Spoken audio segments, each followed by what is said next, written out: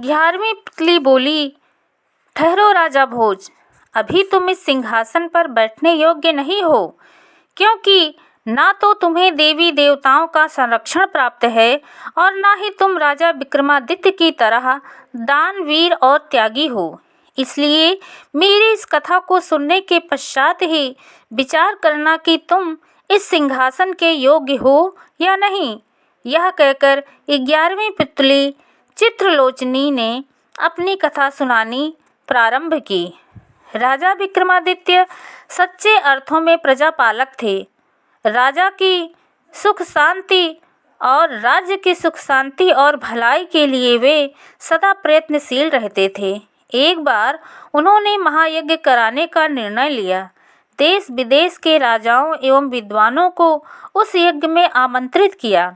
यहाँ तक कि उन्होंने सोचा यदि वेदगण भी उनके यज्ञ में सम्मिलित होने आ जाएं तो वे अपने को धन्य भाग्य समझेंगे। उन्होंने पवन देवता को आमंत्रित करने के लिए स्वयं जाने का निर्णय लिया। समुद्र देवता को आमंत्रित करने की जिम्मेदारी एक ब्राह्मण को सौंपी। ब्राह्मण समुद्र देवता को आमंत्रित करने चला गया और राजा विक्रमादित्य पवन देव को वे वन में जाकर साधना करने लगे ताकि पवन देव का कुछ अता पता मिल सके।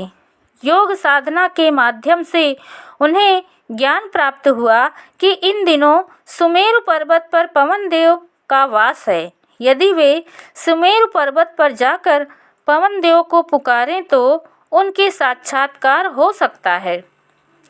सुमेरु पर्वत की स्थिति और दूरी का कुछ अता पता होने के कारण उन्होंने भी माँ काली द्वारा दिए दोनों बेतालों का स्मरण किया।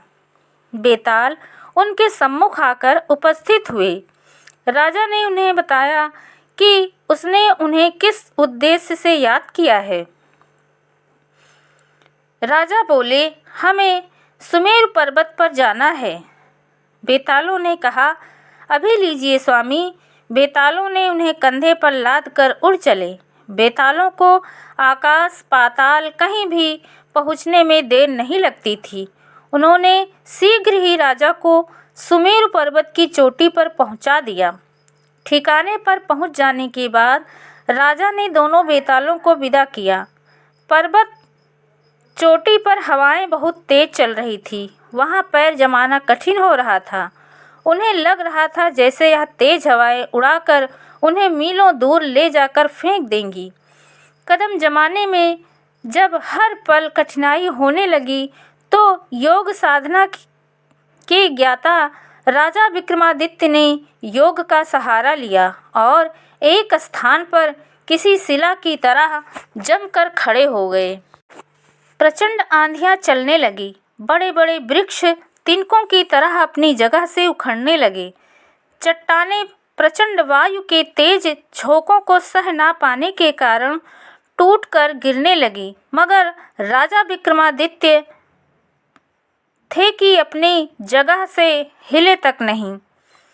अविचल भाव से खड़े पवन देव की साधना में लीन रहे। ना कुछ खाना, ना पीना, ना सोना, ना आराम करना।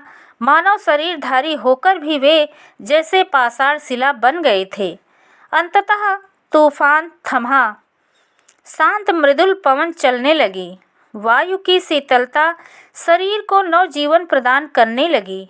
तभी आकाशवाणी हुई, हे राजाओं के राजा देवराज इंद्र के चहेते, तेरी साधना से हम प्रसन्न हुए। बोलो क्या चाहते हो।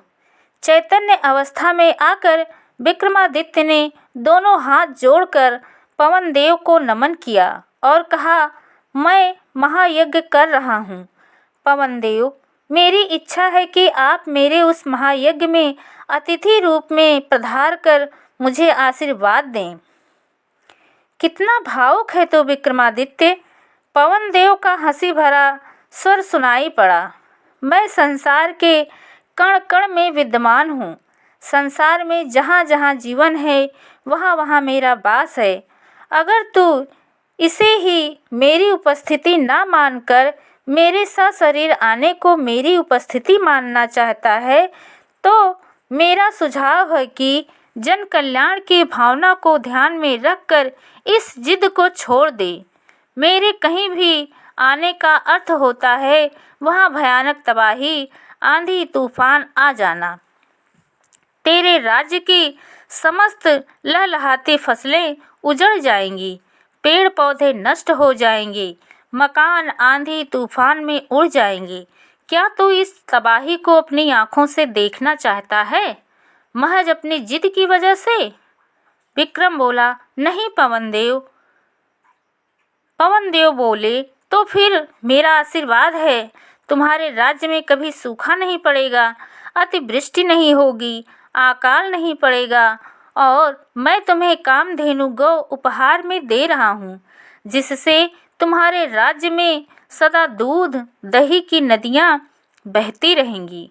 आकाशवाणी के उपरांत शब्दों के साथ ही विक्रमादित्य के सम्मुख एक सुंदर हृष्ट पुष्ट गाय आकर उपस्थित हो गई। विक्रमादित्य पवनदेव का आशीर्वाद पाकर प्रसन्नता से फूले ना समाये।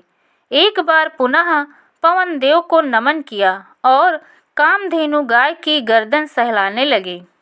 आकाश में उपजा प्रकाश लुप्त हुआ। पवनदेव अपनी राह चले गए। राजा विक्रमादित्य ने दोनों बेतालों का स्मरण किया और उन्हें गौ सहित अपने राज्य की सीमा में पहुंचा देने का आदेश दिया। दूसरी ओर जिस ब्राह्मण को विक्रमादित्य ने समुद्र देवता को निमंत्रण देने के लिए रवाना किया था, वह कई दिनों की यात्रा के बाद समुद्र तट पर पहुंचा। तट पर पहुंचकर वह सोच में पड़ गया कि समुद्र देवता का आवाहन किस प्रकार करूं। जिधर और जहां भी उसकी दृष्टि जाती थी, अतः जल ही जल नजर आता था।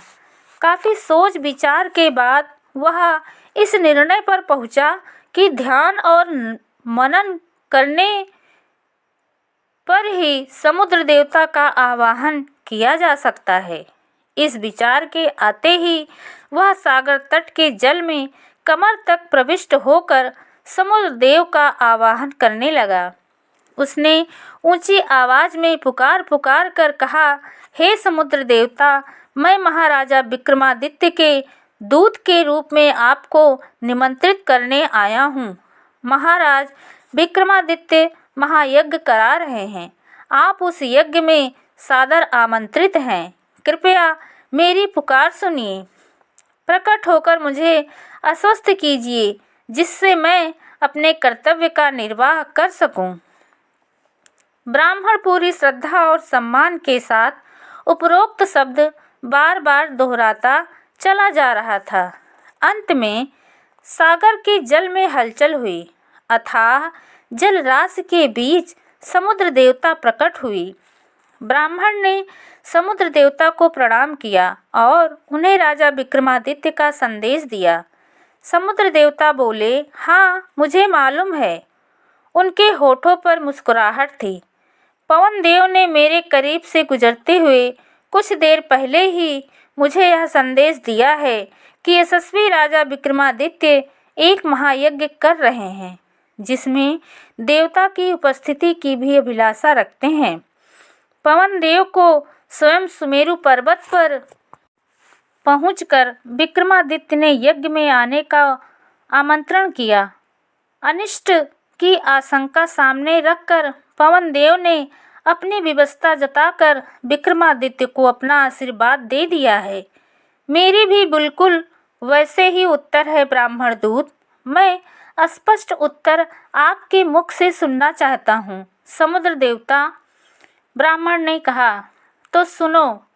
महाराजा विक्रमादित्य जैसे दानी, परोपकारी एवं प्रजावत्सल राजा का निमंत्रण मुझे सहर्ष स्वीकार है, किंतु मैं चाहकर भी उस यज्ञ में सम्मिलित नहीं हो सकता। ब्राह्मण बोला, कारण क्या है देव? इसका मुख्य कारण यह है कि अगर मैं वहां गया तो मेरे साथ जल भी जाएगा। जल गया तो लहलहाती फसलें डूब जाएंगी, मार्ग, ग्राम और नगर नष्ट हो जाएंगे। मात्र विक्रमादित्य का मन रखने के लिए हजारों लोगों के जीवन को संकट में डालना किसी भी तरह बुद्धिमत्ता की बात नहीं है, इसलिए मेरा वहाँ न जाना ही उचित है। समुद्र देवता ने कहा, तब मेरे लिए क्या आदेश है देव? ब्राह्मण ने विनीत भाव से पूछा। समुद्र देवता बोले, मेरी ओर से राजा विक्रमादित्य से कहना कि मैंने तुम्हारा आमंत्रण स्वीकार कर लिया है। जल के कण कण में मेरा वास है। वे यज्ञ के लिए जल के जिन छींटों का प्रयोग करेंगे उनमें भी मैं उपस्थित रहूँगा। वे जो यज्ञ करने जा रहे हैं उसकी शुभकामनाएं मैं अर्पित करता हूँ। ब्राह्मण बोला, जैसा आदेश देव। और मैं निमंत्रण स्वीकार करने के बाद राजा को अपनी ओर से उपहार देता हूँ। यह कहकर समुद्र देवता ने 5 बहुमूल्य रत्न और एक समुद्री घोड़ा प्रदान करते हुए कहा, मेरी ओर से यह भेंट विक्रमादित्य तक पहुँचा देना। ऐसा ही होगा देव। इतना कहकर ब्राह्मण समुद्र देवता से मिले दोनों उपहार लेकर लौट पड़ा। घोड़े की लगाम थामे ब्राह्मण पैदल चल रहा था। तभी घोड़ा मायावी रूप से मनुष्य बोली में कहने लगा, दूर का सफ़र है, पैदल क्यों चल रहे हो? मुझ पर सवार क्यों नहीं हो जाते? समुद्र देवता ने मुझे विक्रमादित्य को उपहार रूप में दिया है, उसकी वस्तु का उपयोग मैं कैसे कर सकता हूँ? ब्राह्मण ने कहा। घोड़ा बोला, तुम राजा के दूत हो। दूत को जब राजा का संदेश ज्यों का त्यों किसी के पास पहुंचाने का अधिकार है तो उसे राजा को प्राप्त उपहार के उपयोग करने का भी उस समय तक अधिकार है जब तक वह राजा तक ना पहुंच जाए। ठीक है, ब्राह्मण ने कहा और घोड़े पर सवार हो गया। उसके सवार होते ही घोड़ा जिस पवन वेग से उड़ा उसे देखकर ब्राह्मण का मन घोड़े पर मोहित हो गया।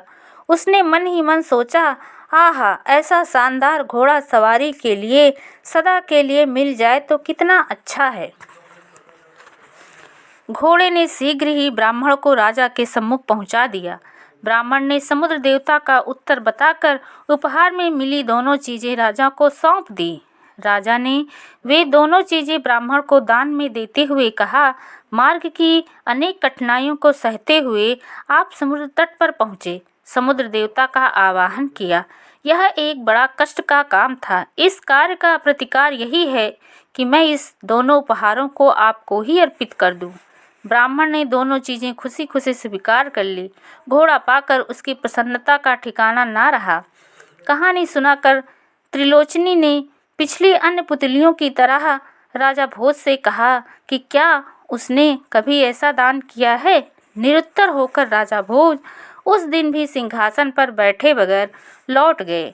राजा भोज 12वें दिन जैसे ही सिंहासन के समीप पहुँचे, उनके सामने सिंहासन की 12वीं पुतली आकर खड़ी हो गई।